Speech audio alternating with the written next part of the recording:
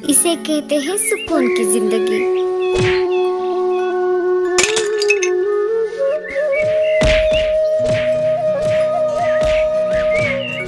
जंगल में पंछी आपस में बातचीत कर रहे थे। इस साल तो पिछले साल से भी ज्यादा गर्मी है। हाँ बहन, इस साल तो बहुत ज्यादा गर्मी है। हम पंछियों का जीना ही मुश्किल हो गया है। इंसानों ने कहीं पर भी जंगल नहीं छोड़े। साल दर साल जंगल नष्ट हो रहे हैं। इस वजह से बारिश कम हो रही है और बारिश के कम होने की वजह से गर्मी भी ज्यादा बढ़ गई है। दोनों में बातचीत चल ही रही थी, तभी वहां पर मीनू मौसी आ जाती है। सारे यहाँ पर क्यों इकट्ठा हुए हो? कोई मीटिंग चल रही है क्या? मुझे तो किसी ने नहीं बुलाया। अरे नहीं नहीं मौसी, यहाँ पर कोई भी मीटिंग नहीं चल रही। हम सब तो इस साल के जानलेवा गर्मी के बारे में ही बात कर रहे थे। हाँ हाँ, इस साल तो बहुत ही ज्यादा गर्मी है। लेकिन सिर्फ बातचीत करने से क्या होगा? हमें इस पर कुछ उपाय निकालना पड़ेगा। बारिश के मौसम में हम सब ने मिलकर जो पानी बचाओ अभियान शुरू किया था, उस वजह से जंगल के तालाब में बहुत सारा पानी जमा हुआ है। इसीलिए हमें इस साल पानी की कोई समस्या नहीं है। अगर परेशानी पानी की नहीं है तो कौन सी है? बारिश के मौसम में अभियान के चक्कर में हमने हमारे घोंसलों की तरफ ध्यान ही नहीं दिया। इस वजह से गर्मी के मौसम में हमें घोंसलों में बहुत गर्मी हो रही है। हम उसी विषय पर चर्चा कर रहे थे मीनू मौसी। इस बार तो मैं मेरा घोंसला बड़ी बड़ी लकड़ियों से बनाने वाली हूँ। चलो, मैं अब चलती हूँ, मुझे बहुत सारे काम हैं। 2-3 दिन ऐसे ही गुजर जाते हैं।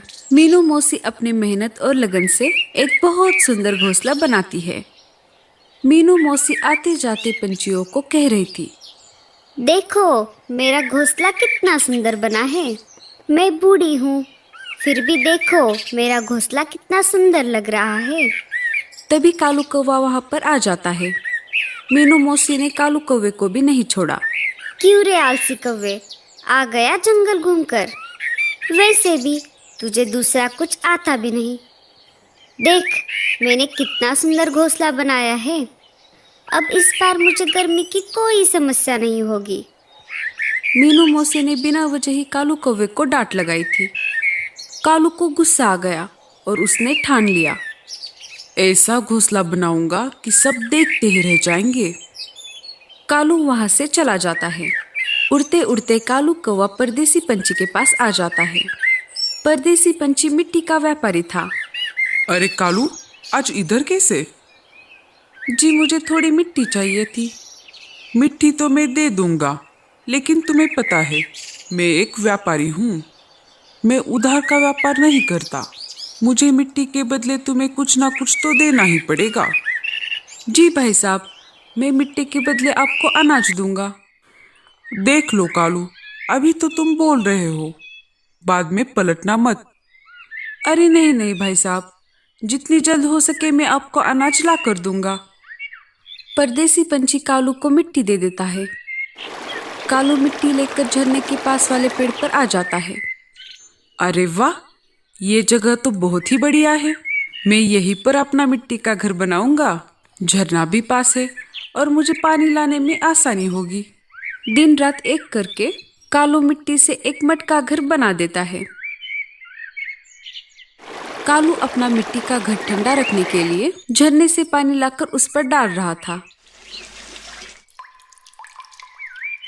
अरे वाह, देखते देखते तो मेरा घर बहुत ही अच्छा बन गया।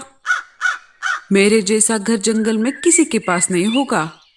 चलो, अब मैं थक गया हूँ, थोड़ा आराम कर लेता हूँ। ऐसा कहकर कालू अपने मटका घर में आराम करने के लिए चला जाता है। इधर मीनू मौसी अपने घोंसले से बहुत ज्यादा परेशान हो रही थी। हाय रे ये गर्मी, मैंने इतनी मेहनत से एक घर बनाया, लेकिन कुछ फायदा नहीं हुआ। गर्मी तो वैसे की वैसे ही है। चलो, मैं अब बाहर जाकर थोड़ा अनाज ले आती हूँ, बाद में बहुत धूप हो जाएगी। मीनू मौसी अनाज लाने के लिए अपने घोंसले से निकल पड़ती है। जैसे ही वो झरने के पास आ जाती है, उसे कालू कौवे का मटका घर दिखाई देता है। अरे वाह, ये घर तो कितना अच्छा है। इस आलसी कौवे ने तो कमाल ही कर दिया।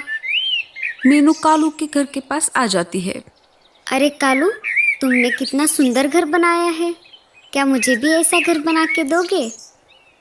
ऐसा घोंसला बनाना आसान काम नहीं है मौसी। मैंने मेरी मेहनत से ये मटका घर बनाया है। इसमें बहुत मेहनत लगती है। मैं समय समय पर इस पर झरने का पानी डालता हूँ, तब जाकर कहीं ये घर ठंडा रहता है। मीनू कालू कौवे का घर देखकर बहुत जल रही थी। मुझे कैसे भी करके इसके घर को हथियाना पड़ेगा। मैं देखती हूँ तुझे कालू। देख लेना, मैं कैसे भी करके इस घर पर कब्जा कर ही लूंगी। मीनू मौसी पेट में दर्द होने का नाटक शुरू करती है। ओए माँ, मर गई रे।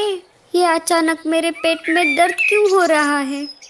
क्या हुआ मीनू मौसी, आप ठीक तो है ना? मेरे पेट में बहुत दर्द कर रहा है कालू। शायद ये गर्मी की वजह से हो रहा है। मुझे कहीं ठंडी जगह पर आराम करने को मिले तो शायद ही मेरा पेट दर्द कम हो जाएगा। कालू को मीनू मौसी पर दया आ जाती है। मौसी, आप एक काम करो, आप मेरे मिट्टी के बनाए हुए घर में चले जाओ। वहाँ पर आराम करो, आपको थोड़ी राहत मिलेगी। तुम्हारा बहुत बहुत शुक्रिया कालू।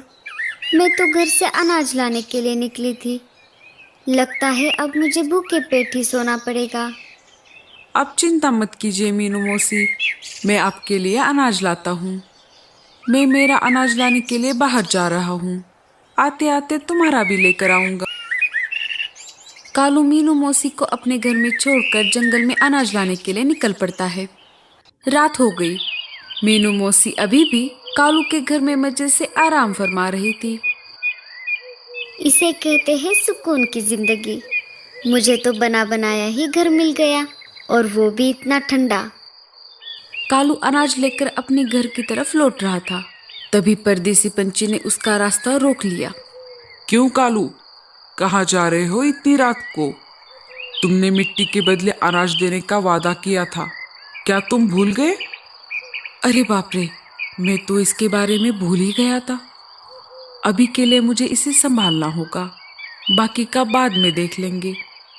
अरे नहीं नहीं भाई साहब, मैं तो आपके ही कामों में लगा रहता हूँ। अभी के लिए आप ही अनाज ले लो, बाकी का मैं कल दोपहर तक जमा कर दूंगा। ठीक है कालू, अगर कल दोपहर तक तुम अनाज लेकर नहीं आए तो तुम जानते ही हो मैं आगे क्या कर सकता हूँ। जी जी भाई, आप निश्चिंत रहिए, मैं पक्का आ जाऊंगा। किसी तरह से कालू अपनी जान छुड़ाकर अपने घर वापस आ जाता है। वो देखता है तो मीनू मौसी अभी भी उसके घर में आराम कर रही थी। अरे मीनू मौसी, आप गई नहीं अभी तक? क्या करूँ कालू, मेरा पेट दर्द तो कभी नहीं हो रहा। अगर मैं अभी चली गई तो बाहर की गर्मी की वजह से मेरा पेट और भी दर्द करने लगेगा। अगर तुम्हें कोई एतराज ना हो तो आज रात के लिए तुम मेरे घोंसले में जाकर रह सकते हो। कालू मीनू मौसी के बातों में आ गया। ठीक है मौसी, पर सिर्फ आज रात के लिए।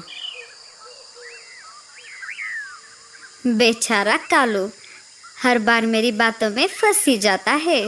चलो, मैं अब इस ठंडे घर में आराम से सो जाती हूँ। कालू मीनू मौसी के घोंसले में आ जाता है। अरे ये घर तो कितना गर्म है, पर क्या करूँ, इस मीनू मौसी के लिए करना पड़ेगा। मैं आशा करता हूँ सुबह होने तक मीनू मौसी का पेट दर्द कम हो जाए।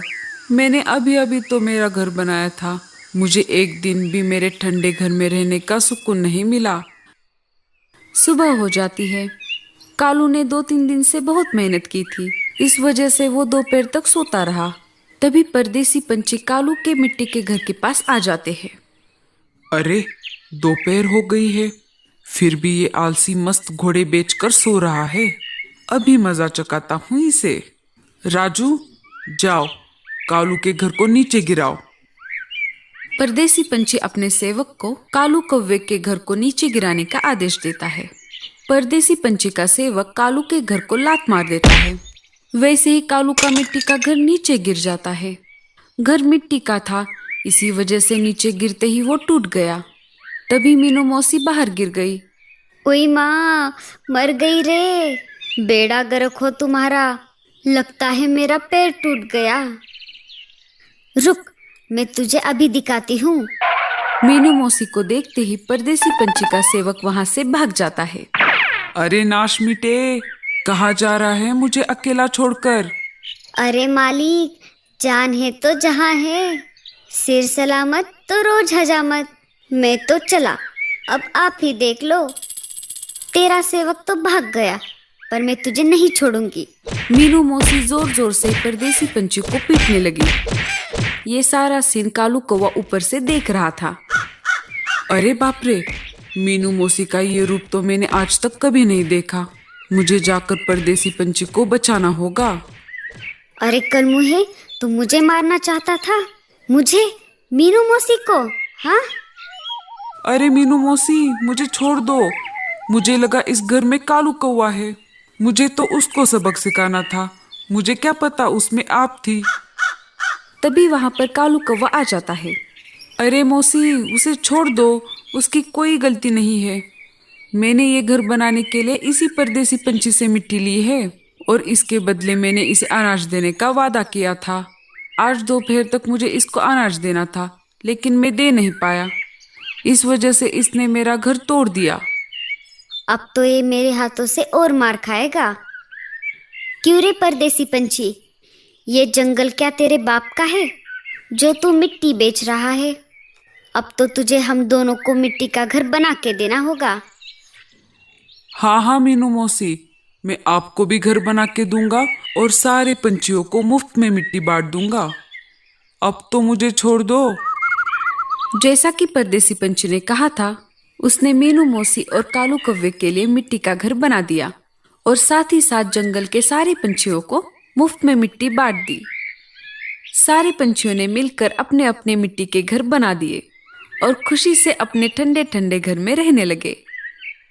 अरे मीनू मौसी, क्या आपका पेट दर्द कम हो गया? उई माँ, मर गई रे। उस परदेसी पंछी को मार मार के मेरा पेट और भी दर्द करने लगा है। क्या मीनू मौसी, आप भी ना? आपको क्या लगता है, मीनू मौसी अच्छी है या बुरी? हमें कमेंट्स में जरूर बताना और स्टोरी अच्छी लगी हो तो लाइक जरूर कर देना।